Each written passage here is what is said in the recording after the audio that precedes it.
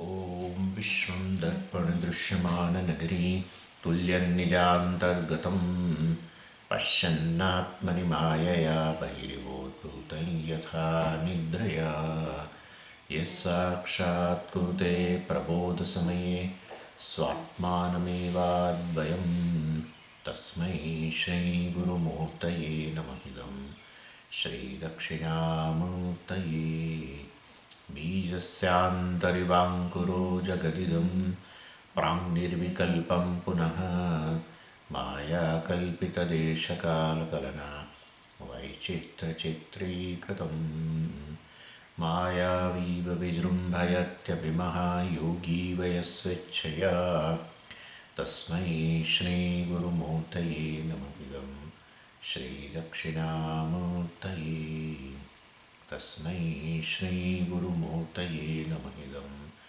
श्रीदक्षिणामूर्तये ॐ सहना भवतु सहनौ भुनक्तु सह वीर्यङ्करवावहै तेजस्विनावधीतमस्तु मा विद्विषावहै ॐ शान्तिः शान्तिः शान्तिः सदाशिवसमारम्भां शङ्कराचार्यमध्यमाम् अस्मदाचार्यपर्यन्तां वन्दे गुरुपरम्पराम् ॐ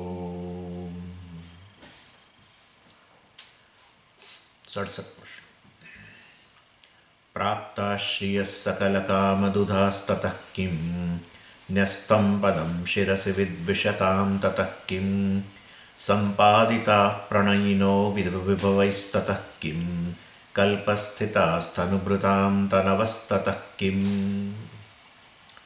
એટલે સંસારનું વર્ણન થઈ ગયું છે. એમાં પહેલું વૈરાગ્ય માટે સંસારનું વર્ણન. સંસાર પ્રત્યે રાગ. સંસાર પ્રત્યે રાગ અર્થાત દુનિયાવી વિષયો પ્રત્યેની આસક્તિ અને એનાથી ઉત્પન્ન થતું દુઃખ વગેરેની સભાનતા ન હોવી. શાસ્ત્રીય વસ્તુ આપણને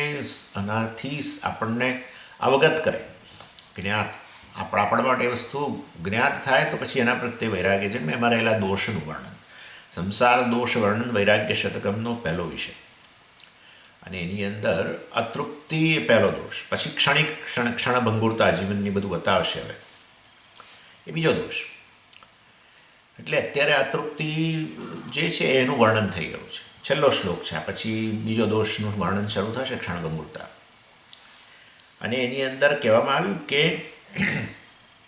આપણે આ દુનિયાવી વિષયો જે છે, સંસાર જગતના વિષયો, એના પરની જે પરતંત્રતા છે એને એક પેલી ઘોડી સાથે સરખાવ્યું છે. એક વ્યક્તિ એને જેમ કંઈક ઈજા થઈ હોય પગની અંદર અને જેમ ઘોડીનો સહારો લઈને ચાલતો હોય, એવી રીતે મનુષ્ય, પ્રત્યેક સંસારી વ્યક્તિ જે છે એ આ પ્રકારે ચાલે છે. અર્થાત સતત દુનિયાની ઘણી બધી વસ્તુઓનો સહારો લઈને ચાલે છે. અને એમાં આવો સહારો લે છે, પરતંત્રતા લે છે, અને એમાં ગૌરવ અનુભવે છે, ગર્વ અનુભવે છે. ગૌરવ કરતાં એ સારું, ગર્વ અનુભવે છે. મારી પાસે આટલી વસ્તુઓ છે એમ કહે છે. એટલે આટલી વસ્તુઓ છે મતલબ આટલી વસ્તુઓ પર હું પરતંત્ર છું, એ વસ્તુ એ કહી રહ્યો છે, પણ એને સમજણ નથી પડતી એ વસ્તુની. અર્થાત આટલી વસ્તુઓ વગરનો તું કેવો છું, તો કહે છે કે હું ઊભો જ નહીં રહી શકું. એટલે મારી પાસે એક ઘોડી નથી, અનેક ઘોડીઓ છે, એમ એનો કહેવાનો આશય છે.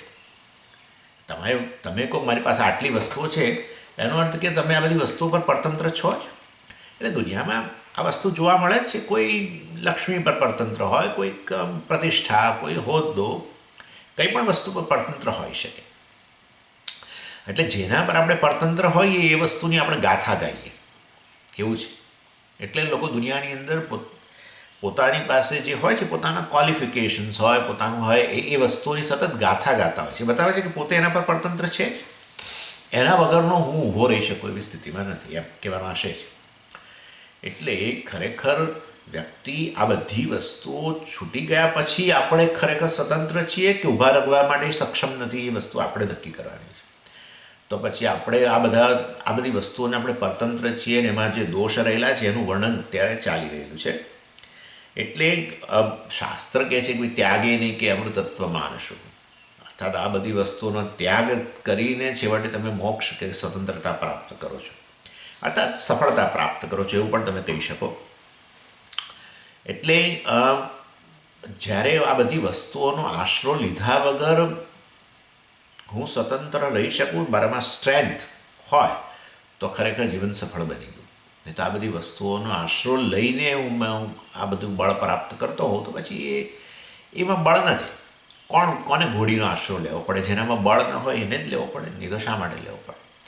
એટલે શાસ્ત્રનો તો એક જ પર્પઝ છે કે તમને કઈ રીતે વધુને ધીરે ધીરે વધુ સ્વતંત્ર બનાવવા, વધુ બળવાન બનાવવા, તમારી જાત પર તમે તમારા પગ પર ઊભા રહી શકો એ વસ્તુની વાત ચાલી રહી છે.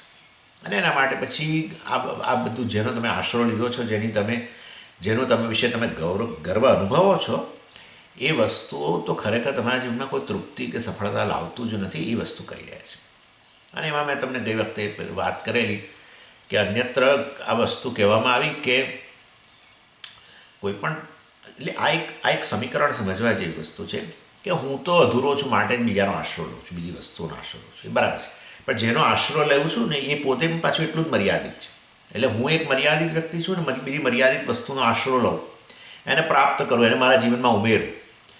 પરંતુ વાસ્તવની અંદર એક મર્યાદિત વસ્તુની અંદર બીજી મર્યાદિત વસ્તુ ઉમેરો તો એ મર્યાદા જ રહેવાની છે. એ આપણે સમજી નથી શકતા. આપણને એમ થાય છે કે આ મારા જીવનમાં આવશે ને એટલે પછી તૃપ્તિ આવી જશે, આ મારા જીવનમાં આવશે ને એટલે પૂર્ણતા આવી જશે. પણ એવું થતું જ નથી. એ દરેકનો અનુભવ પણ છે. અને એની અંદર એક જગ્યાએ આવું કોટ કરવામાં આવેલું, મેં ગઈ વખતે પણ તમને કહ્યું હતું, અબ્ધિ પદ્ભ્યામ લંઘિતો વા તતઃ કિમ વાયુકુંભે સ્થાપિતો વા તતઃ કિમ મેરુઃ પાણવ ઉદ્ધૃતો વા તતઃ કિમ યેન સ્વાત્મા નૈવ સાક્ષાત કૃતઃ અભૂત. કહેવામાં આવ્યું કે તમે અનેક સિદ્ધિઓ પ્રાપ્ત કરો. એ અહીંયા જુદી વાત કરે છે. એટલે મતલબ કે પેલી જેમ આ બધા પેલા યોગીઓ વગેરે કોઈ સિદ્ધિઓ પ્રાપ્ત કરતા હોય છે એ પ્રકારની વાત કરે છે. અબ્ધિ પદ્ભ્યામ લંઘિત. અબ્ધિ એટલે સમુદ્ર. પદ્ભ્યામ તમારા પગ વડે તમે આ સમુદ્રને લંઘિત ઓળંગી ગયા, તોય શું?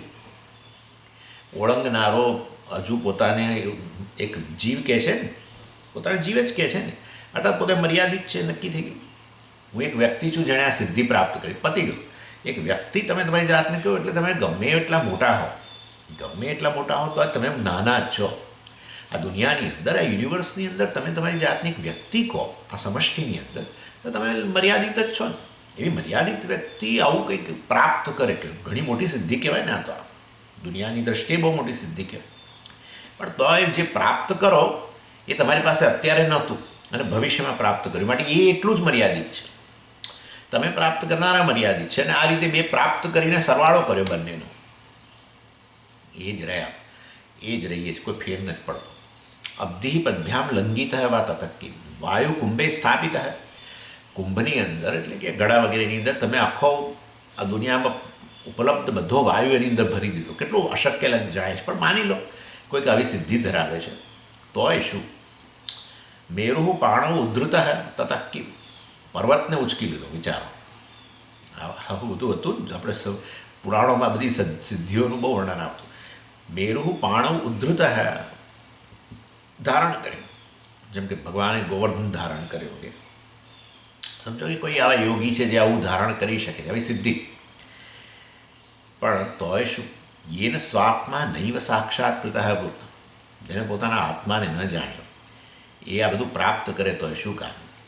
આત્માનો અર્થ જ થાય છે કે જે પૂર્ણ છે, વ્યાપેલો હોય એને આત્મા કહેવાય. આપનોતી આત્મા. એટલે તમે તમારી જાતને જાણી લો કે તમે પૂર્ણ છો, તો આ કશાની જરૂર નથી. અને આ બધું પ્રાપ્ત ન કરો, તમે તમારી જાતને અધૂરા ગણો, જીવ ગણો, વ્યક્તિ ગણો, અને પછી અન્ય વસ્તુ દુનિયામાં પ્રાપ્ત કરો. ચમત્કારિક વસ્તુઓ, બધી આવી અલૌકિક સિદ્ધિઓ કે લૌકિક સિદ્ધિઓ જે પણ પ્રાપ્ત કરો, પ્રાણ અંદર પ્રતિષ્ઠા હોય, ધન હોય, આ હોય, જે પણ પ્રાપ્ત કરો, પદ પ્રાપ્ત કરો, તો એ શું? આ વસ્તુ વાસ્તવમાં તમે મર્યાદિત જ રહો. એમ કરીને મતલબ કે અતૃપ્તિ જાય નહીં, પરતંત્રતા જાય નહીં, સફળતા જીવનમાં ના લાગે. ધાતુર્લોક સાધિતો વા તતઃ કિમ વિષ્ણોર્લોક વીક્ષિતો વા તતઃ કિમ શંભોર્લોક શાસિતો વા તતઃ કિમ યેન સ્વાત્મા નૈવ સાક્ષાત કૃતઃ અભૂત. ધાતુર્લોક સાધિત. ધાતુ એટલે જે ધારણ કરે છે તે. અર્થાત બ્રહ્માજીનો લોક, બ્રહ્મલોક પ્રાપ્ત કરો તો એ શું? વિષ્ણુર્લોક વીક્ષિત, વિષ્ણુલોક એટલે વૈકુંઠ વગેરે એ વીક્ષિત, એ તમે જોઈ લીધો હોય, ત્યાં જઈને અનુભવ કરી ગયા તો એ શું? શંભોર્લોક શાસિત, આ શંભુલોક કૈલાસ વગેરે છે, એમાં જઈને તમે શાસન કરો તો એ શું? વાસ્તવમાં યેન સ્વાત્મા નૈવ સાક્ષાત્કૃત ભૂત, જેને આ સ્વાત્મદર્શન ન કર્યું, આત્મદર્શન ન કર્યું, આત્મ સાક્ષાત્કાર એટલે વાસ્તવમાં આત્માનું પરોક્ષ જ્ઞાન પ્રાપ્ત ન કર્યું, તો પછી શું કરવાનું એમ કહેશે. એની વાત આપણે આમ જોયું હતું. એટલે અને છેવટને પણ સ્વામીજી અમે આ બધું જવા દો, અમે ભગવાનના દર્શન કરી લઈએ તો, ભગવાનના દર્શન કરીએ તો જીવન કૃતાર્થ થઈ જાય? ના થાય, તો એ ના થાય. ઇનફેક્ટ ભગવાનની સામે જઈએ ને, ભગવાન આપણી સામે આવીને ઊભો રહી જાય ને, તો આપણે વધારે નાનમ લાગે આપણને. એ જ તો છે ભક્તિમાં, એ જ તો કહેવામાં આવે છે. એટલે છેવટે એટલે પેલું કિંકર ભાવ કહે છે ને, કિંકર ભાવ આપણામાં જેટલો કિંકર ભાવ હોય ને, એટલો આપણી ભક્તિ વધુ દ્રઢ ગણાય. એટલે ભાઈ મારું તો શું વિચાર, ભગવાન બધું તું જ કરનારો છું, ભગવાન બધું તું, અને એવો ભગવાન સામે આવીને ઊભો રહી જાય તો કેટલી બધી નાનમ લાગે. એટલે જ્યાં સુધી નાનમ લાગે, એટલે ભગવાન સામે નહોતો ત્યારે તો કંઈક આપણે આપણી જાતને મોટા માનતા હતા.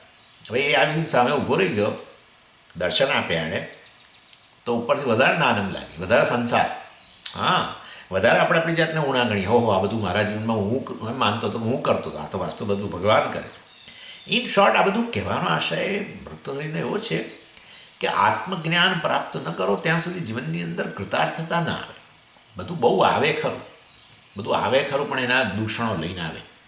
જે આવે એના દૂષણો લઈને આવે. આવું બને જ નહીં સ્વામીજી 100% પ્યોર કે 100% લાભવાળી વસ્તુ અમને મળી જ જાય, છે જ નહીં આવું. આવી કોઈ વસ્તુ જ નથી. કેમ નથી? માયાના 3 ગુણમાંથી બનેલું છે. શું કરશો? વિશુદ્ધ સત્વમાંથી કશું બન્યું જ નથી. માયાના 3 ગુણમાંથી જ બધું બન્યું છે. માટે બધું ભેળસેળ્યું જ છે.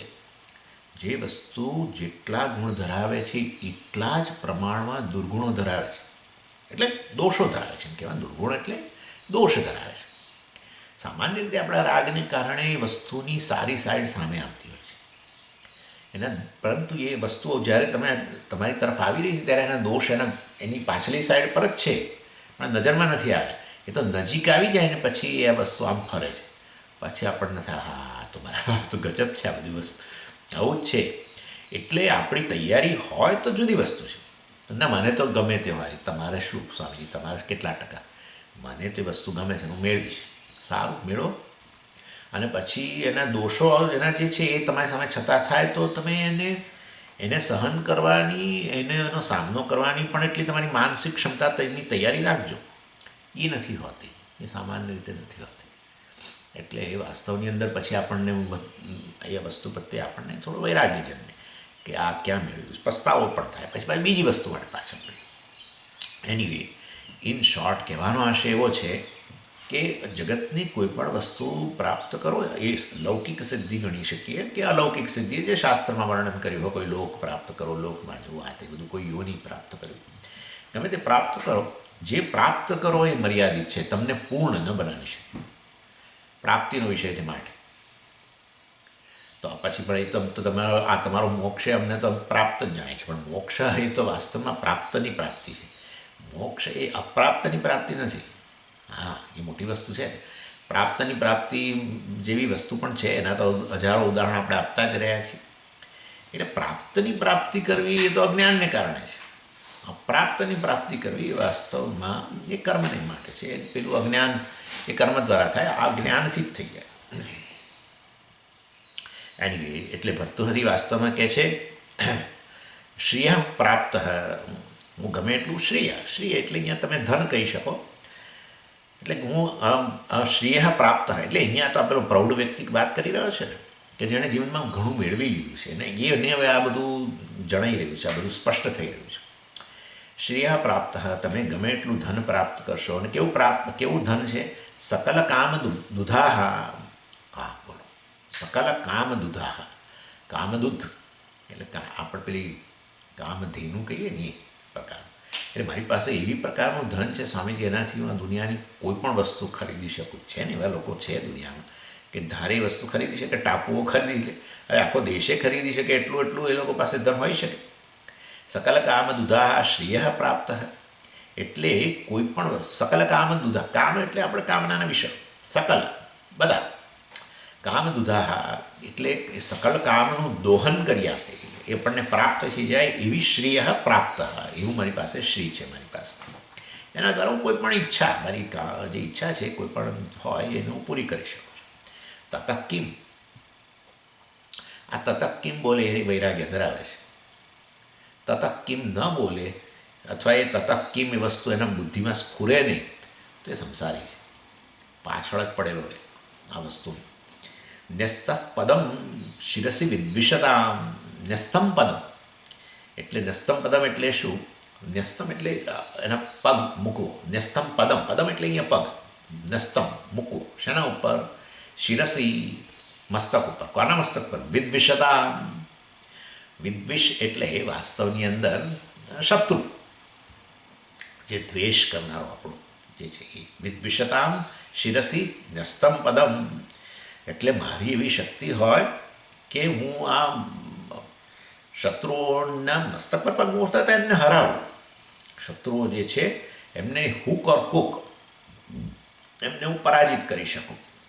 કેટલાય લોકો જાત જાતના નુસ્ખા અજમાવે છે. સીધું લડાઈ ના કરી શકે તો પેલું બ્લેક મેજિક ને બધું કરતા હોય છે ને, પેલો કયો જાદુ, કાળો જાદુ કે શું કહેવાય, એવું કરતા હોય છે. જાત જાતના અપનાવે. એના ઘર પાસે જઈને પેલા અડદના દાણા નાખ્યા, કાળું કપડું મૂક્યા, એનું બધું. એની અનેક વસ્તુ બહુ બધા નુસ્ખા અજમાવતા હોય છે લોકો. એટલે વાસ્તવની અંદર ન્યસ્તમ પદમ શિરસી વિદ્વિષતામ, અનેક કોઈ પણ રીતે હું આપણા જે શત્રુ જે છે એને એના માથા પર પગ વળતા હતા એને મહાત કરવો. તો એટલે હદ સુધી કે આ બધા પેલા લોકો રોકે. કોને? પેલા બધા ગુંડા લોકોને, માફિયાઓને રોકે. સોપારી આપે, સોપારી આપે. અને આવું બધું બહુ જ ચાલે છે. કોઈકને પછી મારી નંખાવે, આમ જાત છે. એનીવે, એટલે તોય શું? મતલબ કે તમારી પાસે આવું સામર્થ્ય છે કે તમે તમારા બળવાનમાં બળવાન શત્રુનો તમે એને મહાત કરી શકો છો. તક્કીમ, તોય શું એમ કે છે. એટલે પહેલું કહ્યું સકલ કામ દુધાહ શ્રેય પ્રાપ્ત તતક્કીમ. તમે આ બધી કામનાઓનું દોહન કરી દે એવી તમારી પાસે શ્રી હોય, બધી જ તમારી ઈચ્છાઓ આ પૃથ્વી પર મળતી કોઈ પણ વસ્તુ તમે પૂર્ણ કરી શકો એવી તમારી પાસે એટલું ધન હોય તોય શું? અને આમ આવી રીતે તમારા ગમે એવો મહાન શત્રુ હોય, મતલબ ગમે એવો બળવાન શત્રુ હોય તો પણ એને મહાત કરી શકો તોય શું એમ કહે છે. પછી કહે છે સંપાદિતા પ્રણયીનો વિભવૈ તતક્કીમ. એટલે સંપાદિતા, આ એક બહુ ગજબ. પ્રણયિના એટલે આપણું ગુણગાન કરનારા, પ્રશંસા કરનારા. સંપાદિતા એટલે કેટલાક લોકો આવું કરતા હોય છે કે આપણા ગુણગાન ગાવા માટે કેટલાક લોકોને ભાડે રોકવામાં આવે. હા, આવું બધું આ ચૂંટણીઓમાં ચાલે. ચૂંટણીમાં ખાસ થાય આવું. ચૂંટણીઓની અંદર આપણી સભા મોટી થાય, ચૂંટણી સભા, તો પછી એનો પ્રભાવ પડે ને લોકો ઉપર કે હા આમની સભામાં તો બહુ લોકો આવે. એટલે પછી ભાડેથી લોકોને લાવે, પૈસા આપે, કંઈક દારૂ આપે, કંઈક જાત જાતનું જ કરતા હોય છે, કંઈક બીજી વસ્તુઓ આપે અને ભેગા કરે. બસોની વ્યવસ્થાઓ કરે અને બધાને એક જગ્યાએ ભેગા કરે. બધું બહુ જ ચાલે છે. અરે એ સિવાય તમારા ગુણગાન ગાવા માટે તમે તમારા વિશે કોઈ આર્ટિકલ લખે કશાકની અંદર, એના માટે પૈસા અપાય છે. આ તો બિલકુલ, એટલે આ તો ભારતની અંદર બહુ, એક પત્રકારે જ મને એકવાર વર્ષો પહેલાં, એ પત્રકાર આપણા ત્યાં વિશ્વેશ્વર મહાદેવમાં આવતા હતા. એણે કહ્યું કે સ્વામીજી તમે રખે માનતા કે આ બધા લોકો વિશે જે બધું પ્રશંસાવાળું લખાય છે એમાં એવું તમે રખે માનતા કે એ લોકોને બહુ ઉત્સાહ જન્મે છે લખવા માટે, એમને આ પ્રકારના પૈસા વગેરે આપવામાં આવે છે, પત્રકારોને વગેરેને, એડિટરોને અપાતા જે કરાતું હોય. પછી ઇન શોર્ટ પ્રણયિન એટલે આવું સુંદર ગાથા કરનારા સંપાદિતા એટલે એમને આવી રીતે એમને લાલચ આપીને એમને ભેગા કરવામાં આવ્યા. વિભવૈ, જો વિભવૈ સંપાદિતા એટલે એમને ધન વગેરે દ્વારા. વિભવ એટલે વિભુ શબ્દનો અર્થ થાય છે ધન. વિભુ શબ્દનો અર્થ સંપત્તિનો. ચાલો, સંપત્તિ. અને આવું બધું કરો તમે તોય શું? So what? આખી દુનિયા તમારી ગાથા ગાય. સ્વામીજી આ ટાઈમ મેગેઝિનમાં ફલાણા વિશે ટાઈમ મેગેઝિન એવું છે, એવું ગણાય છે કે જેમાં જેનું નામ આવે તો એ વ્યક્તિ બહુ પ્રતિષ્ઠિત છે એવું ગણાય. એનું મતલબ કે એના વિશે કંઈક લખાય. પેલું ફોર્બ્સ મેગેઝિન કંઈક આવે છે, ફોર્બ્સ, એમાં કંઈક બધા પેલા ધન કુબેરો નું બધું કંઈક વર્ણન કે એમાં સમજીએ આપણા ફલાણાનું નામ આવી ગયું, બરાબર છે. એટલે આ બધું હોય તોય શું? તતક્કી કલ્પસ્થિતા તનુભૃતામ તનવસ્તતઃ કિમ. કલ્પસ્થિતા લો, કલ્પસ્થિતા તનવ, એક કલ્પ સુધી રહી શકે એવા આપણા દીકરા દીકરીઓ છે. તનવ, તનુ એનો અર્થ થાય, આમ તો તનુ અર્થ થાય શનિ, પણ શરીર, પણ તનુભૃતામ તનવ કહ્યું છે ને. એટલે તનુભૃતામ તનુમ બિભરતી તનુભૃત, એટલે તનુભૃત એટલે આમ તો તનુમ બિભરતી, દેહની અંદર નિવાસ કરનારો, એટલે આ જીવ, મતલબ કે એક વ્યક્તિ, એના તનવ એટલે એના પુત્રો, અર્થાત એમ પોતાના પુત્ર પુત્રીઓ વગેરે છે એ કલ્પસ્થિતા, એટલું દીર્ઘાયુ, પોતે તો રહેવાના જ છે, પણ એમના દીકરા દીકરીઓ એ કલ્પસ્થિતા એટલે કલ્પ સુધી રહી શકે એટલું આ લાંબુ આયુષ્ય ધરાવનારા હોય તોય શું, તોય શું, તતઃ કિમ. એટલે આ રીતે અર્થાત કહેવાનો આશય એવો છે કે જો તમે વ્યક્તિ હશો તો તમારી ભીખ વૃત્તિ જવાની નથી. That's all. ક્યાંય ઈશ્વર પાસે માગો, ક્યાંય દુનિયા પાસે માગશો, માગતા જ રહેવાના છો. અને માગો તો માગવું પડે સ્વામીજી, તો જે હકીકત હોય તેમાં શું કરવાનું. પણ તમે એવી સ્થિતિ, તમે ખરેખર એવા હોવ કે તમારે આ બધું માગવું જ ના પડે કશું. પ્રતિષ્ઠા હોય, ધન હોય, આ તે બધું, પણ સ્વામીજી ધન તો માગવું જ પડે, શરીર ચલાવવું પડે, ધન માગવું પડે નહીં. તમે કર્મ કરો ને તમે જે મળ્યું એનાથી વિશેષ તમે જે માગણીની રાખો છો જગત પાસે, એની વાત ચાલી રહી છે. એટલે વાસ્તવની અંદર કહેવાનો આશય એવો છે કે આ બધું મળી જાય આપણને તોય શું, ભીખ વૃત્તિ ન રહે. વેદાંત શાસ્ત્ર ભીખ વૃત્તિ છોડાવે, ભીખ વૃત્તિ છોડાવે છે. આવું જ કરીએ છીએ આપણે દુનિયા પાસે. આપણે હંમેશા કોઈકને કોઈક અપેક્ષા રાખીએ, તમે સારા છો, બસ આટલું આપણે લોકો પાસે અપેક્ષા રાખીએ છીએ. લોકો આપણને આટલું કે તમે સારા છો સ્વામીજી, તારા સ્વામીને સારું લાગે, એ ભીખ, એનું નામ ભીખ. તમે તમારી જાતને કેવા માનો છો એના પર બહુ મોટો આધાર છે. ના સ્વામી, મને મારી જાત માટે એટલું બધું નથી, પણ કોઈ કહે કે તમે સારા છો તો મને લાગે કે હું સારો છું. આનું નામ ભીખ વૃત્તિ. આ ભીખ વૃત્તિમાંથી છોડાવે, ભિખારીપણામાંથી છોડાવે શાસ્ત્ર. તું બ્રહ્મ છું એમ કહીને આ ભિખારીપણામાંથી છોડાવે. ચાલો, એટલે આ રીતે આપણે આ 67મા શ્લોકની અંદર પણ આ જોયું કે અતૃપ્તિ જાય નહીં, ભીખ વૃત્તિ જાય નહીં, અને માટે વળી જાઓ, પાછા વળી જાઓ. અને એ સિવાય પણ આ સંસારની અંદર, મતલબ કે આ પ્રકારની બહિર્મુખતા, જેને કારણે જે ગુમાવીએ છીએ એનું અહીંયા વર્ણન કર્યું.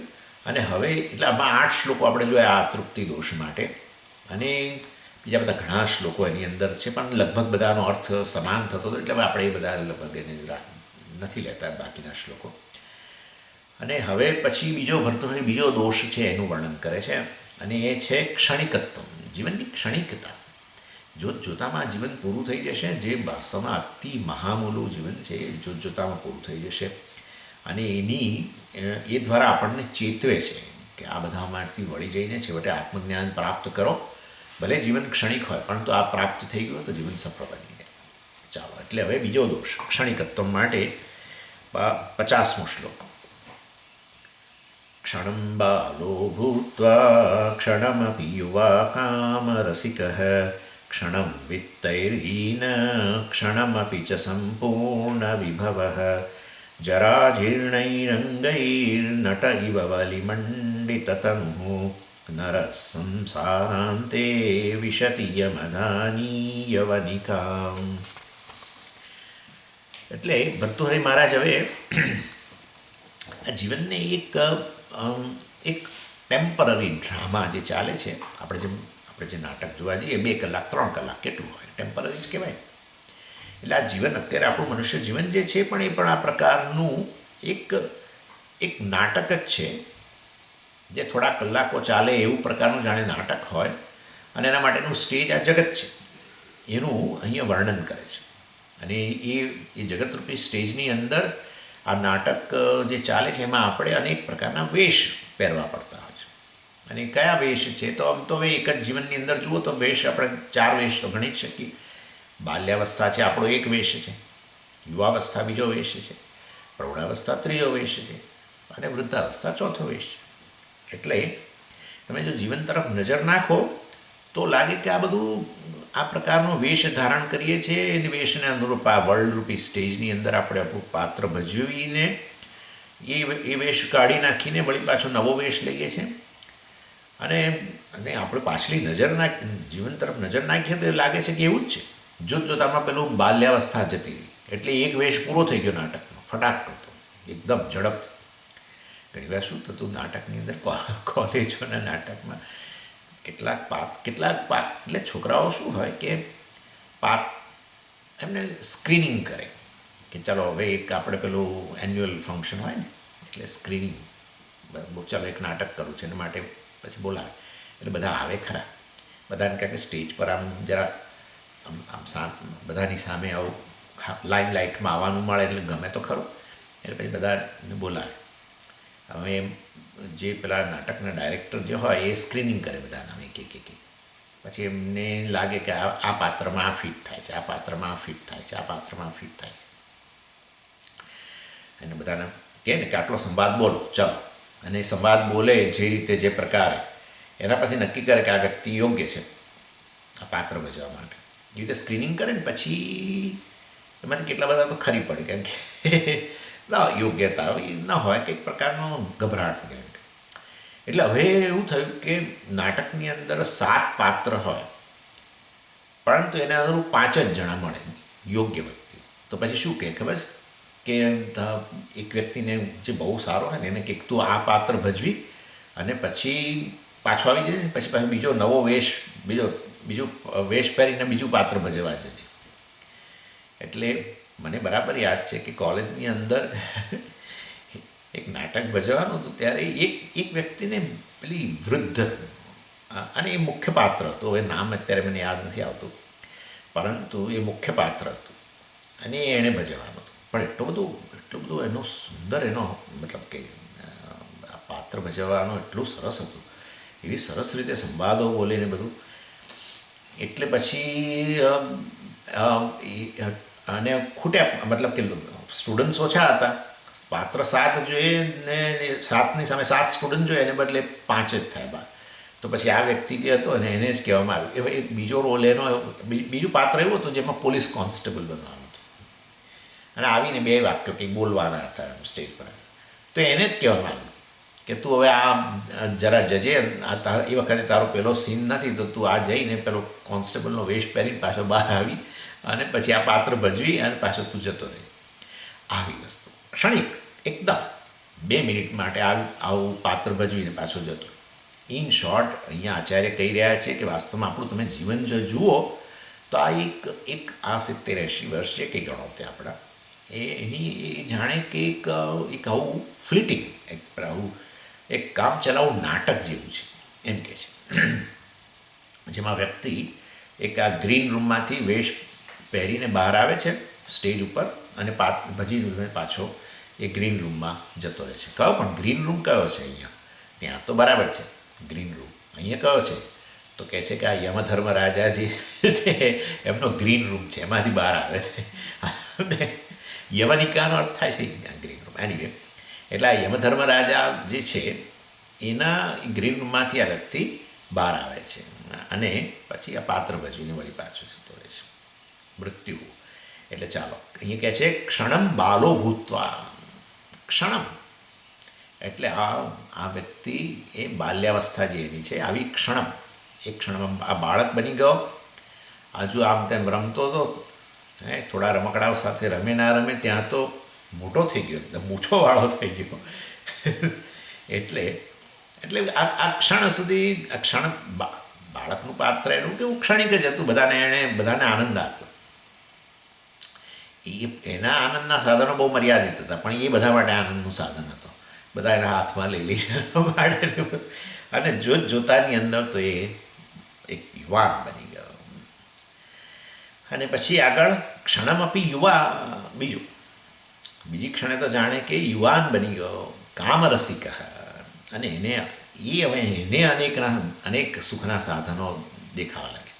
એનામાં હવે કોઈને સુખ બહુ ઝાઝું ન દેખાય, પણ એને દુનિયા આખી સુખના સાધનો દેખાવા લાગે. એટલે આ વસ્તુ સમજવાની છે. આપણે બાળક હતા ત્યારે આપણે બીજાઓના માટે સુખના સાધન હતા, અને જ્યારે બધા ઘરમાં જેટલા હોય ને એટલે બધા જ રમાડે, અને કોઈ એને ગાલે કે ચીમટો ભરે ને કોઈ એને પેલી એને કિસ કરે ને કોઈ એને આમાં મૂચકીને પૂછાડે ને જે બધા માટે રમકડું. એ આ બાળકને તો બેના રમકડા બિચારાના ઓછા, પણ એ બાળક બધા માટે રમકડું, આખા કુટુંબ માટે. હવે આ કામ રસિકા યુવાન બન્યો ત્યારે જગતના અનેક કામના વિષયો માટે સુખના સાધનો બન્યા. અને ક્ષણમ વિત્તૈહી હીનઃ, અને એટલે આ વ્યક્તિ ક્ષણે, હવે આ યુવાન બન્યો પછી બસ હવે તો ધન કમાશે.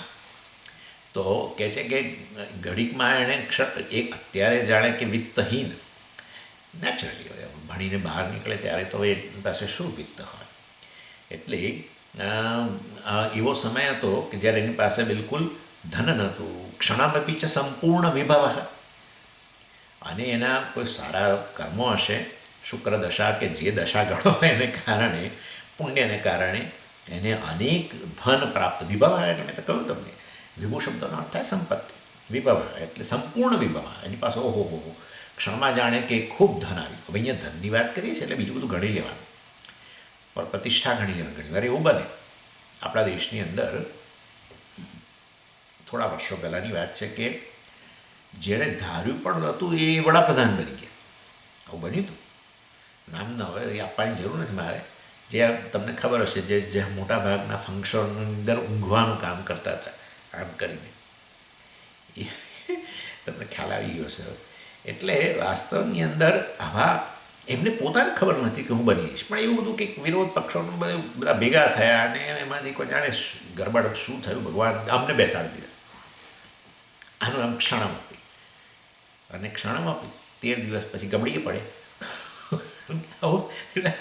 એટલે અહીંયા ધનની વાત કરી, પરંતુ બીજું બધું ગણી લેવાનું. પ્રતિષ્ઠા હોય, બધું પ્રતિષ્ઠા એવી જ વસ્તુ છે. પ્રતિષ્ઠા માન આ બધી એવી વસ્તુ જ છે. આજે માન આપે ને કાલે અપમાન કરે, કે આજે પ્રતિષ્ઠા હોય તમારે કાલે લોકો તમારા વિશે ગમે એમ બોલે ને. અને એક જગ્યાએ મને લાગે છે આપણે ચર્ચા થઈ કે મને ખબર નથી, પરંતુ એવું કહે છે કે પ્રતિષ્ઠા જેટલી જે પ્રમાણે પ્રસરે એની સરખામણીમાં, મતલબ જે સમયમાં પ્રસરે તમારી પ્રતિષ્ઠા, એના કરતાં અનેક ઘણી ઝડપથી તમારી અપપ્રતિષ્ઠા જે છે, કુપ્રતિષ્ઠા જે ગણો તે, એ પ્રસરે, બહુ જ ઝડપથી પ્રસરે.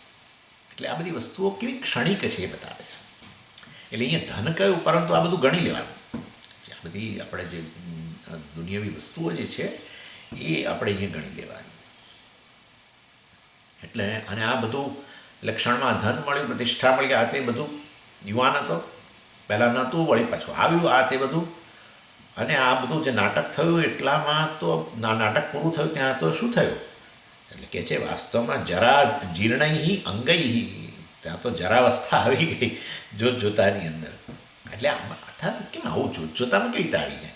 આમાં એવું હોય છે, એનું રીઝન બહુ સરળ છે કે યુવાન વ્યક્તિ જે ધન વગેરેની માટે દોડતો હોય છે ને, એટલે એને જ્યારે તમે દોડો ને ત્યારે તમને સમયની સભાનતા ન હોય. આપણને એમ થાય દિવસ ઉગ્યો દિવસ પૂરો થઈ ગયો, દિવસ ઉગ્યો દિવસ પૂરો થઈ ગયો, દિવસ ઉગ્યો દિવસ પૂરો. એટલે આ રીતે ધન વગેરે માટે દોડતો તો હતું નહીં. પ્રતિષ્ઠા કે જે ગણો તે બધું એના માટે દોડતો હતો, હોદ્દા માટે. કોઈ વ્યક્તિ નોકરી કરતો હતો, એને હંમેશા એના મનની અંદર એ જ હોય કે હું પેલો ઊંચો હોદ્દો કેવી રીતે મેળવો. એટલે આ બધા માટે જ્યારે સતત પ્રવૃત્તિશીલ હતો ત્યારે કાળ કઈ રીતે જતો રહ્યો એને ખબર જ ન પડી. અને પછી આવ્યું આ બધું, આવ્યું ને ગયું, અથવા પાછું ફરી આવીને હવે બને છે. કેટલાકના જીવન બહુ આમ ડ્રામેટિક હોય છે. એટલે મેળવે કશું, વળી પાછા જતું રહે, વળી પાછું કંઈક પાછા ઊભા થાય, થોડું મેળવે, વળી પાછું કંઈક જતું રહે, આવું થતું હોય છે. એમાં ઘણી વાર તો લગ્ન જીવનમાં આવું થતું હોય છે. એક પત્ની જતા રહ્યા અને આપણે પછી બીજા આવ્યા ને ત્રીજા આવ્યા, બધું નાટકબાજી બહુ ચાલે છે. આ બધું આ જેને કે ઇવેન્ટફુલ લાઈફ, આવું બધું આ યુવાવસ્થાથી જરા આવે ત્યાં સુધીમાં તો આ બધું એટલું ઝડપી બની જતું હોય છે. અને માની લો કે હવે એની પાસે ધન આવ્યું ખરું ને ટક્યું છે અત્યારે, પણ હવે તો આ બધું આ જે નાટક થયું એટલા એની અંદર તો વાસ્તવમાં જરા જીર્ણૈ અંગૈ આ બધી વસ્તુઓ મેળવવામાં એને ખબર જ ન રહ્યો ને જોતામાં એ જીર્ણ અવસ્થા જરાવસ્થા આવી ગઈ. એટલે આ એક જણે બહુ સરસ કહ્યું કે મનુષ્ય જે છે વાસ્તવમાં એ હંમેશા એનું જીવન આવી શું જેને કહીએ આપણે શૂન્ય મનસ્ક અવસ્થામાં જ જીવે છે. આવું ના હોય સમય શૂન્ય મનસ્ક કોઈ નથી, તમે હશો. એટલા માટે કે વર્તમાનની અંદર જીવનાર વ્યક્તિ જે છે ને એ વાસ્તવમાં ખરેખર જીવન જીવી રહ્યો છે, એલર્ટ લાઈફ છે વર્તમાનમાં જીવનાર. તમે ભવિષ્યની અંદર જીવતા હોવ તો એનો અર્થ કે તમે શૂન્ય મનસ્ક જ છો, કારણ કે એ વસ્તુ તો કલ્પના જ છે ને, બીજું શું છે. તમે દાખલા તરીકે તમે કંઈક ભવિષ્યનો વિચાર કરી રહ્યા છો, બહાર તો એ છે જ નહીં, બહાર તો વર્તમાન જુદી વસ્તુ છે. અથવા કેટલાક લોકો ભૂતકાળમાં જતા રહે છે, જે ભૂતકાળ હવે એ પણ અત્યારે નથી. એટલે ભૂતકાળ અને ભવિષ્યની અંદર જીવનારા લોકો કાલ્પનિક જીવન જીવે છે, લિવ ઇન એબ્સન્શિયા આવું કહેવામાં આવે છે. એટલે હંમેશા ગેરહાજર જ હોય છે. એટલે કહે છે કે આ બધા જે પ્રાણીઓ જીવો બીજા બધા છે એની સરખામણીમાં મનુષ્ય હંમેશા આવી સ્થિતિમાં હોય છે. આખું જીવન એનું પોતે જે વર્તમાન છે એ વર્તમાનમાં એ જીવતો જ નથી. એ વાસ્તવની અંદર ક્યાં ભૂતકાળમાં રમણ કરતો હોય છે, ક્યાં ભવિષ્યની કલ્પનામાં જ એનું આખું જીવન જતું હોય છે. વર્તમાનમાં હોય ત્યારે ભવિષ્યનું પ્લાનિંગ જ કર્યા કરતો હોય છે. એટલે એ દૃષ્ટિ પણ એ વર્તમાનમાં નથી જોતું. બરાબર છે. અને એટલે એનો અર્થ એવો થયો કે જો વર્તમાનમાં ન જીવો તો એનો અર્થ એવો થયો કે તમે જીવન જીવી નથી રહ્યા. વર્તમાનમાં જીવો અર્થાત જે વસ્તુઓ છે તમારી આસપાસ એને માણવી, તો વર્તમાન કહેવાય. તમારું મન ઉપલબ્ધ હોય એ વસ્તુ માટે. પણ એવું તો છે જ નહીં. તમે ભવિષ્યની કલ્પનામાં કરો છો ને એમાં કદાચ તમને એ રમણ કરતા હો અને એમાં કંઈક આનંદ લઈ રહ્યા હો તો તે બધું કાલ્પનિક આનંદ છે. ભૂતકાળની કોઈ વસ્તુને યાદ કરીને કદાચ સમજો આનંદ લઈ રહ્યા હો તો પણ વાસ્તવમાં એ તો છે જ નહીં અત્યારે. એટલે વર્તમાનમાં ઉપલબ્ધ વસ્તુઓ જે છે એ ઉપલબ્ધ વસ્તુઓને માણવી એ જ વાસ્તવિક જીવન છે. એટલે એ દ્રષ્ટિએ કોઈકે આવું કહ્યું કે ભાઈ મનુષ્ય જે છે આ બધા પ્રાણીઓ જીવોની અંદર મનુષ્ય હંમેશા એના જીવન દરમિયાન એ વાસ્તવિક રીતે ગેરહાજર જ હોય છે, ખરેખર જીવતો નથી. એનીવે એટલે અહીંયા કહે છે એટલે ખરેખર આ બધું એ યુવાવસ્થાની અંદર એણે જ્યારે શરૂ કર્યું જીવન ધન કમાવાનું, આ તે બીજું બધું મેળવવાનું, અને બધું મેળવ્યું, ગયું, આવ્યું, જયું, બધું આ બધું થયું અને એટલું ઝડપથી પસાર થઈ ગયું કે જોતામાં શું આવી ગયું, જરા જીર્ણૈ અંગૈ વલિ મંડિત તનુહુ. આપણે વલીની તો મેં તમને વાત કરી હતી. એટલે જોતામાં એના ચહેરા પર બધા પેલી કરચલીઓ પણ આવી ગઈ, મતલબ કે જરાવસ્થા આવી ગઈ. તનુહુ એટલે શરીર. વલિ મંડિત તનુહુ કહે છે. મંડિત એટલે જાણે કે એના મંડિતનું મંડ ધાતુ, મંડિત એટલે શું, એનાથી ડેકોરેટેડ, એટલે જાણે એટલે એના આ બધી કરચલીઓથી એનો ચહેરો જે છે અત્યારે એ શોભી રહ્યો છે. એટલે એને બીજા કોઈ નેકલેસ વગેરેની જરૂરત જ નથી. એને તો આ ચહેરામાંથી જરા જીર્ણૈ અંગૈ. અંગ એટલે વાસ્તવમાં બધા એના અવયવો જરાને કારણે જીર્ણ થવા અર્થાત નબળા પડી જવા. એટલે થયું શું, યુવાવસ્થાની અંદર એણે બધું કમાવાનું શરૂ કર્યું, બધા વસ્તુ મેળવવાનું શરૂ કર્યું અને ખરેખર બધું ગયું, આવ્યું, બધું થયું અને બધા વસ્તુ એણે ભેગી કરી અને હવે બસ હવે માણવું જોઈએ. હવે માણવાનું આવ્યું ત્યારે અવસ્થા એની જીર્ણ અવસ્થા થઈ ગઈ, એનું શરીર નબળું પડી ગયું, ઇન્દ્રિયો નબળી પડી ગઈ. એટલે ખરેખર માણવાનો સમય આવ્યો ત્યારે વસ્તુઓ હોવા છતાં પણ એ માણી ન શકે. અને એટલા માટે જ વાસ્તવમાં આ એક વ્યક્તિએ સરસ કહ્યું, આપણે આ વાત મેં કરી હતી કે ખરેખર વ્યક્તિ જે છે ને એ પહેલાં આ ધન માટે થઈને પોતાના સ્વાસ્થ્યનો, વેલ્થ માટે હેલ્થનો ભોગ આપે એમ કહ્યું. અને પછી આ પહેલો તબક્કો મનુષ્યના જીવનનો યુવાવસ્થા ગણો. એટલે એમાં આપણે દરકાર જ ન કરીએ આપણા શરીર વગેરેની.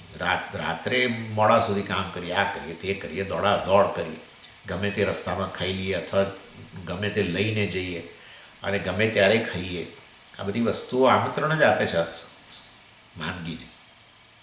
અર્થાત જીવનમાં નિયમિતતા જો નથી હોતી તો સ્વાસ્થ્ય જલ્દી બગડે છે, એ વસ્તુ હકીકત જ છે. અને નિયમિતતા ન જ રહે, કારણ કે આ બધું ધન કમાવા માટે દોડાદોડ કરવી પડે કે બીજું બધું જે પણ ધનનો તો હું ખાલી એ વાત કરું છું. એટલે એના કારણે આપણે આપણા સ્વાસ્થ્યનો ભોગ આપીએ, ધન માટે સ્વાસ્થ્યનો ભોગ આપીએ, અને પછી હવે ધન આવ્યું ત્યારે વાસ્તવમાં સ્વાસ્થ્ય જતું રહ્યું છે. એટલે અને એને કારણે એટલે હવે શું કરે છે, હવે એ ધનનો ભોગ આપે છે સ્વાસ્થ્યને મેળવવા માટે. પહેલાં સ્વાસ્થ્યનો ભોગ આપ્યો ધન મેળવવા માટે, હવે ધન વેડફવા માંડ્યો એટલે આપવા માંડ્યો છે ડૉક્ટરોને પોતાના સ્વાસ્થ્યને પાછું મેળવવા માટે.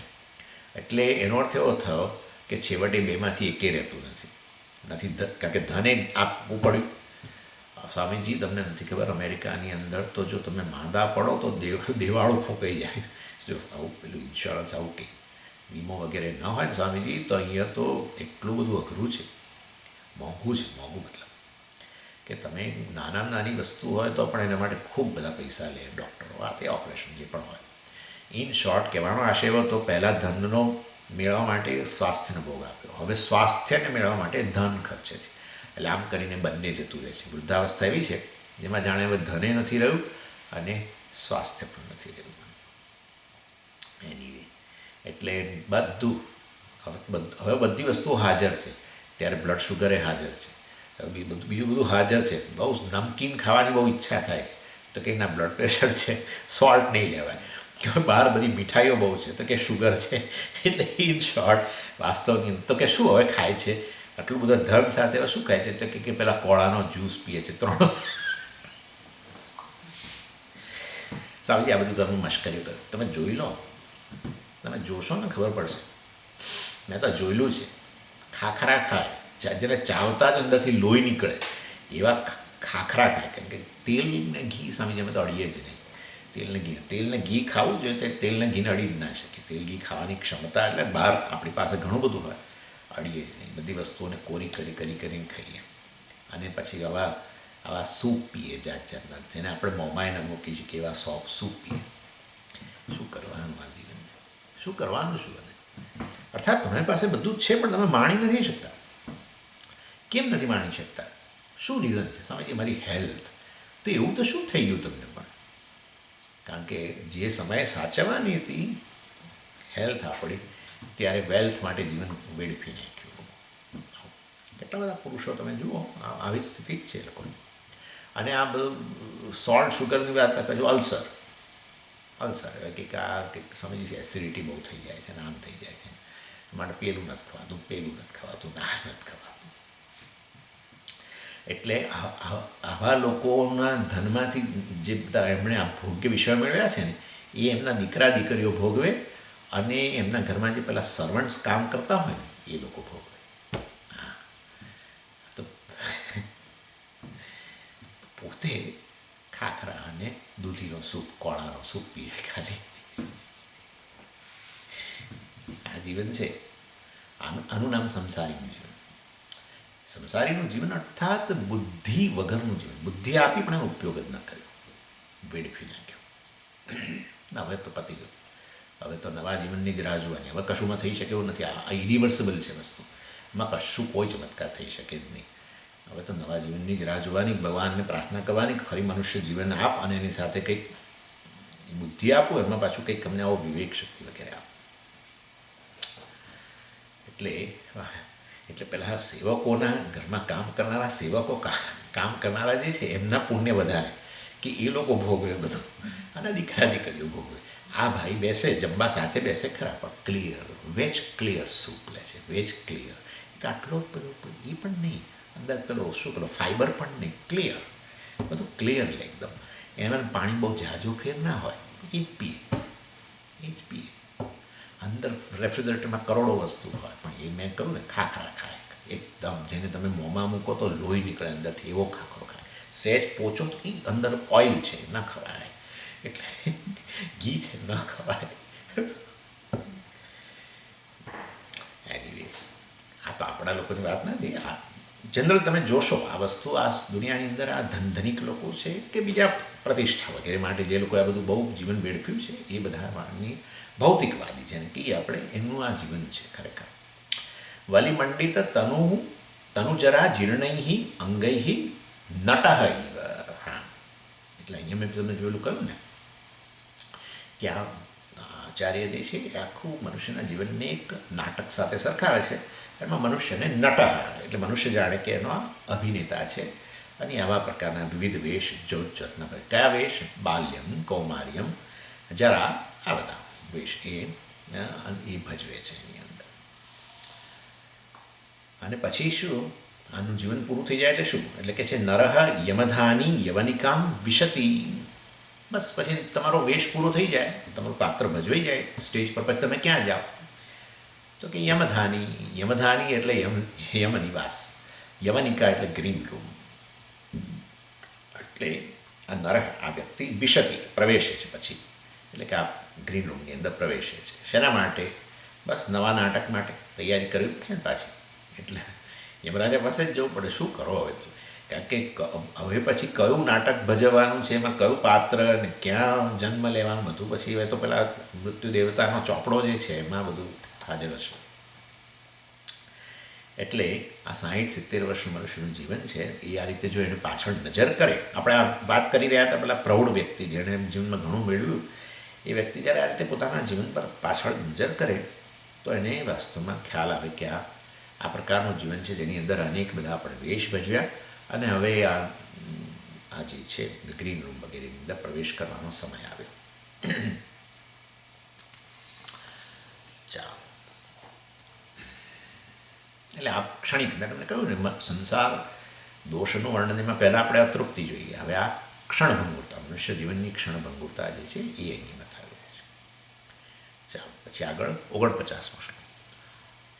આયુર્વર્ષશતમ નૃણામ પરિમિતમ રાત્રૌ તદર્ધમ ગતમ તસ્યાર્ધસ્ય પરસ્ય ચાર્ધર્મ પરમ બાલત્વવૃદ્ધત્વયોઃ શેષમ વ્યાધિવિયોગ દુઃખસહિતમ સેવાદિભિર્નીયતે જીવે વારિતરંગચંચલતરે સૌખ્યમ કુતઃ પ્રાણિના.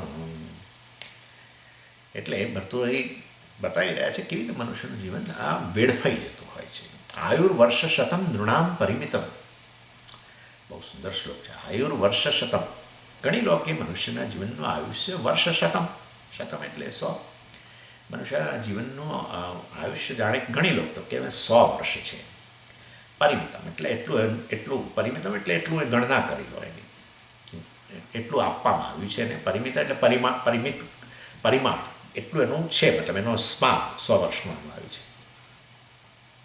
આ તો હવે મેક્સિમમ કે છે, આમાં બધા કે 100 વર્ષ કોઈ જીવતું નથી, પરંતુ આમ ગણી લો કે આટલું છે મેક્સિમમ પોસિબલ જેને કહીએ ને, આટલું આપવામાં આવ્યું છે. પરિમિતમ એટલે ભગવાને જાણે કે યમરાજાએ એને પ્રદાન કર્યું છે. અને એમાં અર્ધમ રાત્રૌ ગતમ આયુર્વર્ષશતમ નૃણામ પરિમિતમ, રાત્રૌ અર્ધમ તદર્ધમ ગતમ, એમાંનું અડધું 100 વર્ષ જે એલોટ કરવામાં આવ્યા એમાંનું અડધું વાસ્તવમાં ગતમ ગયું. ક્યાં ગયું? રાત્રૌ, રાત્રે એટલે કે પછી ઊંઘમાં ગયું. અને દિવસ દરમિયાન ઊંઘ જેવી કન્ડિશન જે છે એવી ઘણીવાર સ્લીપી કન્ડિશન આવે. એટલે બેઠા હોઈએ, ખાસ કરીને ક્લાસ ભરતા હોઈએ ત્યારે જ સ્લીપ, નહીં તો સ્લીપી કન્ડિશન. કેટલાક લોકો તો આખો દિવસ સ્લીપી કન્ડિશનમાં જ હોય, બીજા જોડે વાતો કરતા હોય તો પણ એમની આંખો ઝીણી થઈ હોય, માથું પણ એક તરફ નમેલું હોય, શરીરે કાં તો એક બાજુ વળવા માંડ્યું હોય. એટલે કેટલાક લોકોને ઊંઘ ના આવે રાતે અને જેવા ક્લાસમાં બેસીને તરત જ ઊંઘી જાય. એટલે કેટલાક લોકો માટે આ જીવનના કલ્યાણ કરવા માટેની આ ક્લાસ હોય, કેટલાક લોકો માટે ઊંઘની ગોળી હોય છે. એવું છે. રાત્રૌ તદર્થમ ગતમ, મનુષ્યનું અડધું જીવન તો 50 વર્ષ તો વીતી ગયા. એક મનુષ્ય શરીરની કિંમત જ મેં તમને વાત કરી હતી ને, જે લોકો બ્રહ્મસૂત્રનો ક્લાસ ભરે છે એ લોકોને ખ્યાલ છે. પેલું આપણે પંચાગ્નિ વિદ્યા આવેલી, પંચાગ્નિ વિદ્યાની અંદર જે વર્ણન કરેલું તમારા રૂમાટા ઊભા થઈ જાય કે આ મેળવવું, મનુષ્ય શરીર મેળવવું કેટલું બધું અઘરું છે, લગભગ અશક્ય વસ્તુ છે. લગભગ એકવાર જીવ આ શરીરને છોડ્યું ને પછી એ ક્યાં જશે કે નક્કી જ નથી. ક્યાં જશે, ક્યાં પડશે, ક્યાં રહી જશે, આના આટલી બધી યોનિઓની અંદર, અબજો યોનિની અંદર મનુષ્ય શરીર મેળવવાનો વિકલ્પ કેટલા કેટલા ટકા ગણી લો ને. જ્યારે 10 શરીરોની અંદર આપણે હોય તો કે ભાઈ 10માંથી એક મેળવવાનું હોય તોય આપણે કહીએ કે આ શક્યતા ઘણી ઓછી. આટલી અબજો યોનિની અંદર સમુદ્રની અંદર નિવાસ કરનારા, બીજે બધે હવાની અંદર રહેનારા બધા બેક્ટેરિયા, વાયરસ ને ફલાણું ટીકણું, અને એ સિવાય પ્રાણીઓ અને વનસ્પતિ જુઓ, એ જીવો જ છે. આ બધાની અંદર મનુષ્ય શરીર મેળવવું કેટલું બધું અઘરું છે. એ 100 વર્ષનું એનું આ કિંમતી આયુષ્યમાંથી 50 વર્ષ તો ઊંઘમાં જ ગયા. ચાલો, અને આમ તો 7-8 કલાક રોજના સૂવો તમે તો વાસ્તવમાં તમે અને ઉઠો વહેલા તો પણ, પરંતુ પછી સ્લીપી કન્ડિશન કોની સામે જેવી છે, આ એમ પોતે. એટલે એ વાસ્તવની અંદર આવી સ્થિતિ છે દિવસ દરમિયાન, અને ઊંઘના જેવી સ્થિતિ એની. ઘણા લોકો પાછા બપોરે સૂઈ જાય, રાત્રે સૂઈ પાછા ઉઠે, સવારે પાછા આમ તેમ કંઈ કામ કરે, પાછા ખાય, પાછા સૂઈ જાય બપોરે. એ પાછા 2-3 કલાક, વળી પાછા થોડુંક ઊભા થાય, આમ તેમ કરે, પાછા ખાય, પાછા સૂઈ જાય, 11 વાગ્યા સુધી ટીવી જોઈએ ને પછી સૂઈ જાય. એટલે આ રીતે વાસ્તવની અંદર અડધું જીવન તો ગયું આ રીતે. ચાલો, ઓકે. પછી શું? હવે બાકી 50 વર્ષ રહ્યા. એ કહે છે તસ્ય અર્ધસ્ય. તસ્ય એટલે આમ 100 વર્ષમાંથી અડધા આમ ગયા, હવે અર્ધસ્ય, પરસ્ય અર્ધસ્ય એટલે બીજા જે અડધા રહ્યા 50 વર્ષ. એમાંનું અડધું, અપરમ એ 50 વર્ષમાંથી અડધું, એટલે કે વાસ્તવમાં 25 વર્ષ. તો કહે છે બાલત્વ વૃદ્ધત્વયો. તો એ તો શેમાં જતા રહ્યા? બાલ્યાવસ્થા અને વૃદ્ધાવસ્થામાં. ગણી લો 12.5 વર્ષ ગણો. ચાલો એવું કંઈક કરો. આમ તો એવું જ કરવું પડે. બાલત્વ વૃદ્ધત્વયોમાં 25 વર્ષ, એટલે બાલ્યાવસ્થામાં 12.5 અને વૃદ્ધાવસ્થામાં 12.5 વર્ષ. પણ એવું બાલત્વ વૃદ્ધત્વયો કેમ બોલ્યા? કેમ યુવાવસ્થા નથી? આ બે એવી અવસ્થા છે જેમાં તમે જીવનનો કોઈ બીજો પુરુષાર્થ કરી ન શકો. બાલ્યાવસ્થામાં શું પુરુષાર્થ જીવનનો? લો, ખાઈ પી ઊંઘવા, બીજું શું કરવાનું છે? હા. અને વૃદ્ધાવસ્થામાં ત્યારે જ મનની અંદર તો ઘણા ઘોડા દોડે છે, પણ હવે શક્તિ નથી રહી, પગ જ નથી ઊભા રહેતા, બીજું તો શું, ચાલવાના ફાંફા છે. એટલે કહેવામાં હશે આટલી બીજી અવસ્થા છે યુવાવસ્થા, પણ એ ન બોલ્યા. અર્થાત એ નકામા છે ને. આ બાલ્યાવસ્થા અને વૃદ્ધાવસ્થા જે છે, તમે કશું કરી શકવાના નથી, એટલે 25 વર્ષ નકામા ગયા એમ. અને કારણ કે બાલ્યાવસ્થામાં વિવેક શક્તિ જ ન હોય તો પછી કે જીવનનો કેવી રીતે ઉપયોગ કરવો? બાલ્યાવસ્થામાં એવો વિવેક તો હોય જ નહીં. તો નચિકેતા તો જાણે કે આપણે એક ઉદાહરણ રૂપે મૂકીએ છીએ. બાકી સામાન્ય રીતે આપણી આ વિવેક શક્તિ વગેરે જે છે એ પૂરેપૂરી ખીલેલી જ ન હોય, એટલે એ તો નકામું થઈ ગયું. અને વૃદ્ધાવસ્થાની અંદર જે છે વાસ્તવમાં ત્યાં આપણી ક્ષમતા વગેરે નથી હોતી. કારણ કે હું અર્થાત વિવેક શક્તિને અનુરૂપ કશો પુરુષાર્થ કરવા માગું તો પણ મારી ક્ષમતા નથી હોતી, ઇન્દ્રિયોમાં ક્ષમતા નથી, મનમાં ક્ષમતા નથી. અને માટે બાલત્વ વૃદ્ધત્વયોમાં બીજા 25 જતા રહે. 50 વર્ષ ઊંઘમાં ગયા, 25 વર્ષ આમાં ગયા. સારું, ચાલો બીજા 25 વર્ષ તો છે, કંઈ નહીં, એમાં તો ઘણું બધું કરીશું. એટલે એ ભર્તૃહરિ કહે છે શેષમ, એટલે બીજા 25 વર્ષ જે છે જેને આપણે જીવનનો પ્રાઇમ ટાઈમ આવું બોલ્યા લોકો. પ્રાઇમ ટાઈમ બહુ જ અતિ મહત્ત્વના 25 વર્ષ. તો કહે છે કે વ્યાધિ વિયોગ દુઃખ સહિતમ સ્વભાવ સેવાભિ નીયતે.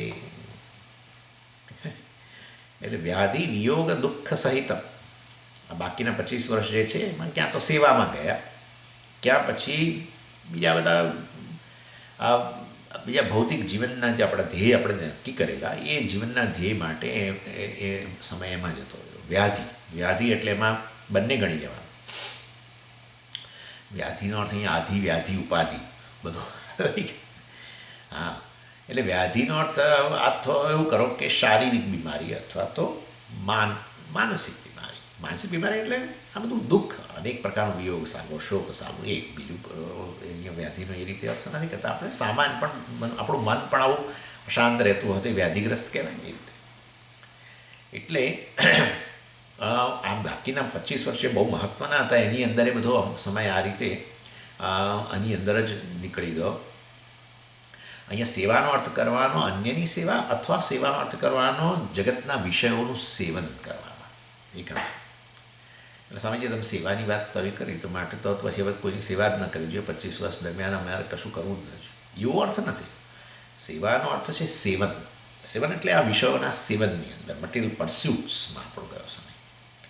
વ્યાધિ અને બાકી અને એમાં અનેક તકલીફો, શારીરિક કે માનસિક તકલીફો તો આવવાની, ડિસ્ટર્બન્સ, મેન્ટલ ડિસ્ટર્બન્સ વગેરે. એટલે એટલે ખરેખર આ ઉત્તમ પુરુષાર્થ માટે, મોક્ષ પુરુષાર્થ માટે આપણી પાસે કોઈ ક્વોલિટી ટાઈમ જ નહોતો. વિયોગ પાછું લો, વ્યાધિ પછી કહે છે વિયોગ. કારણ કે હવે તો આપણા રાગદ્વેષ પ્રબળ બની ગયા. બહુ નાના હોય ત્યારે આપણે રાગદ્વેષ એટલા બધા પ્રબળ ન જણાય. તમે થોડાક જેમ મોટા થાવ ને એટલે આ બધું વાસનાઓ બધી અભિવ્યક્ત થવા માંડે કારણ શરીરમાંથી, સૂક્ષ્મ શરીરમાં. એટલે એ બધું જુદી જુદી પ્રકારની વાસનાઓ. એટલે પછી તમને પૂછવામાં આવે તમને શું ગમે, કયા પ્રકારની લાઈન લેવી ગમે, તમને જીવનમાં શું તમારું ધ્યેય છે, ત્યારે બોલે. 2 વર્ષના બાળકને પૂછો તો શું બોલવાનું છે? ઇન શોર્ટ કે ઇવન 12 વર્ષનું બાળક હોય તો શું બોલવાનું છે કે કદાચ થોડું કે એને જે પ્રકારનું ફીડબેક આપ્યું. પણ વાસ્તવમાં એક યુવાનમાં જે હોય સ્પષ્ટતા કે મારે તો આ જ મેળવવું છે, એવું એ બાળકમાં તો ન જ હોય. એટલે વાસ્તવની અંદર વિયોગ એટલે ચાલે વિયોગનો અર્થ કરવાનો અહીંયા આપણા જે નજીકના વ્યક્તિ હોય એમનો વિયોગ થવો, અથવા કોઈકનો સંયોગ થયો અને આપણને વિયોગની ઈચ્છા, એટલે કે રાગદ્વેષ છે એ પણ બધા અભિવ્યક્ત થતા હોય છે. અને એને કારણે એટલે કહેવાનો આશય એવો છે કે મનમાં વ્યાધિ હોય ને, અશાંતિ હોય, આવો વિયોગ હોય તો મન ઉપલબ્ધ નથી આના માટે, મોક્ષ પુરુષાર્થ માટે ઉપલબ્ધ નથી. દુઃખ સહિતમ એટલે એમાં દુઃખનો અર્થ પાછો માનસિક દુઃખ જ કરવાનો. અને બીજા મતલબ કે વિયોગ અને વ્યાધિ સિવાય પણ બીજા પ્રકારની જે મનમાં અનેક મુશ્કેલીઓ હોય એ બધું અહીંયા એની અંદર આ બધા 25 વર્ષ વીતી ગયા. સેવાનું પેલું સેવન એટલે કહેવાનો આશય એવો છે કે આ 25 વર્ષ દરમિયાન જે છે એમાં પણ મનુષ્યનું જીવન જે આ ભૌતિક વસ્તુઓને વરેલું હોય ત્યારે પોતે જ નક્કી નથી કરી શકતો કે ખરેખર પોતે સુખી છે કે દુઃખી છે. અને એમાં મોક્ષ પુરુષાર્થ વગેરેનું એ વસ્તુ પર એ વિચાર જ કરી શકતો નથી. એટલે કોઈ કહેતું હતું કે સ્વામીજી જ્યારે બધું સારું હોય ત્યારે અમે શા માટે તમારો વેદાંત ભણીએ? તમારું વેદાંત તો કહે છે કે ઉણપમાંથી મુક્તિ, દુઃખમાંથી મુક્તિ, શોકમાંથી મુક્તિ, પણ મને તો લાગતું જ નથી. એટલે યુવાન હોય ને ત્યારે તમને એમ લાગે બધું સરસ છે, ત્યારે તમને એમ લાગે કે વેદાંતની જરૂર નથી. અને જ્યારે તમને વેદાંતની જરૂર લાગે ત્યારે વેદાંત ભણવા માટેનું સામર્થ્ય જતું રહ્યું હોય એવી સ્થિતિ છે ખરેખર. એટલે વાસ્તવમાં વેદાંત ભણવાની યુવાવસ્થામાં ભણવી લેવું સારી વસ્તુ છે. બધા એવું નથી જ હોતું, પરંતુ એ અવસ્થા એવી છે કે જેની અંદર તમારી સંકલ્પ શક્તિ ઘણી પાવરફુલ હોય. તમારી ટેવો, રાગદ્વેષ જે છે એને એટલું બધું પ્રભાવ, એટલું બધું આધિપત્ય એનું ન હોય. તમે અથવા એને ખદેડી શકો તમારી સંકલ્પ શક્તિને કારણે. કરે છે ને કેટલા યુવાનો એવું કરે છે, પોતાની કંઈક અમુક ટેવો હોય તેમાંથી સુધરી જાય છે, સુધરી શકે છે અને ખસેડી શકે. પણ વૃદ્ધને જે ટેવ પડી હોય ને એ ન જાય, જોજો, ન જાય, કદી ના જાય. એ તો એને સલાહ આપનારા મૂર્ખા લોકો છે. તમે હવે ઉંમર થઈ, તમે તો વિચારો તો ખરા, પણ ઉંમર થઈ એટલે જ ના વિચારી શકે એવું. કારણ કે ટેવોનું સંકલ્પ શક્તિ નબળી પડી ગઈ હોય, ટેવોનું સામ્રાજ્ય છે, આખી જિંદગી એ પ્રમાણે કરેલું છે. એટલે હવે વૃદ્ધાવસ્થામાં જ્યારે સંકલ્પ શક્તિ નબળી પડી હોય ને, જ્યારે ટેવોનું સામ્રાજ્ય હોય, વાસનાનું સામ્રાજ્ય હોય, વાસના વિરુદ્ધ સંકલ્પ આ હોય છે ખેલ બધો. આપણી વાસના કે રાગદ્વેષ અને એની સામે સંકલ્પ, એનો ખેલ હોય છે. બેમાંથી એક ટકે. યુવાવસ્થામાં સંકલ્પ ટકે અને વૃદ્ધાવસ્થામાં વાસનાઓનું સામ્રાજ્ય હોય. અને ત્યારે વાસ્તવની અંદર પછી તો કશું કરવાનું રહેતું નથી. ઇન શોર્ટ કહેવાનો આશય એ છે કે પેલા જે 25 વર્ષ જે સમય યુવાવસ્થાના જ ગણાય આમ તો, એની અંદર આપણને લાગે બધું સરસ, શરૂમાં બધું સરસ છે. ત્યારે કે આપણને લાગે આ વેદાંત વગેરે ભણવાની, મોક્ષ વગેરેની વાત કરવાની જરૂરત શું છે? મને દુઃખ જ નથી, દુઃખ નિવૃત્તિ રૂપી મોક્ષની જરૂરત શું છે એમ કે. અને જ્યારે ખરેખર હવે આપણને લાગ્યું કે આ બધી વસ્તુઓ ક્ષણિક હતી ને ખરેખર આ જ પ્રાપ્ત કરવાનું હતું, ત્યારે હવે સામર્થ્ય નથી રહ્યું એમ. એટલે શેષમ વ્યાધિ વિયોગ દુઃખ સહિતમ શેષ મતલબ આ 25 વર્ષ જે છે આ રીતે વ્યાધિ વિયોગ દુઃખ માનસિક દુઃખ બીજા બધા સહિતમ નિયતે એની અંદર જતા રહ્યા. નિયતે એટલે પસાર થઈ ગયા એની અંદર જ.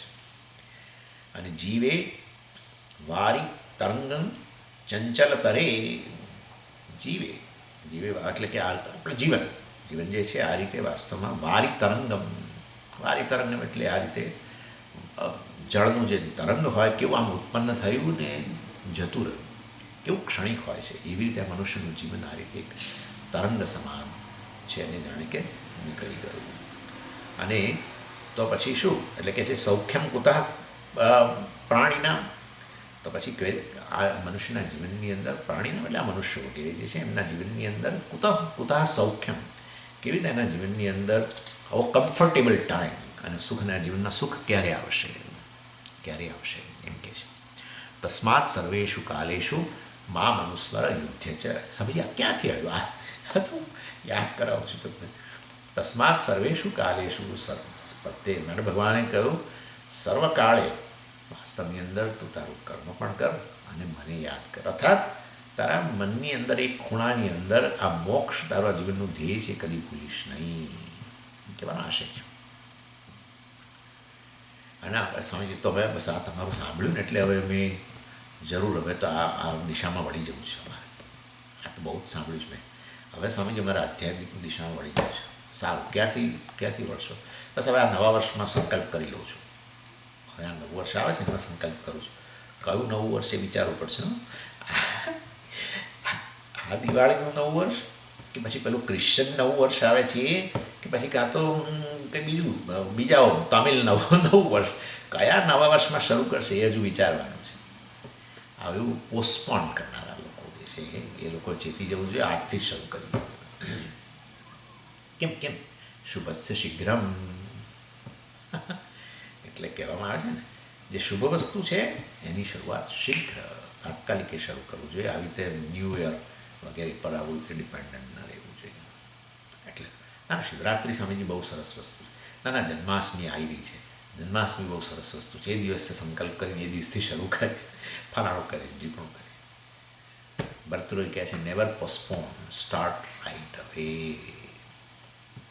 ઓમ પૂર્ણમદ પૂર્ણમિદમ પૂર્ણાત પૂર્ણમુદચ્યતે પૂર્ણસ્ય પૂર્ણમાદાય પૂર્ણમેવાવશિષ્યતે. ઓમ શાંતિ શાંતિ શાંતિ. હરિ ઓમ શ્રી ગુરુભ્યો નમઃ. હરિ ઓમ.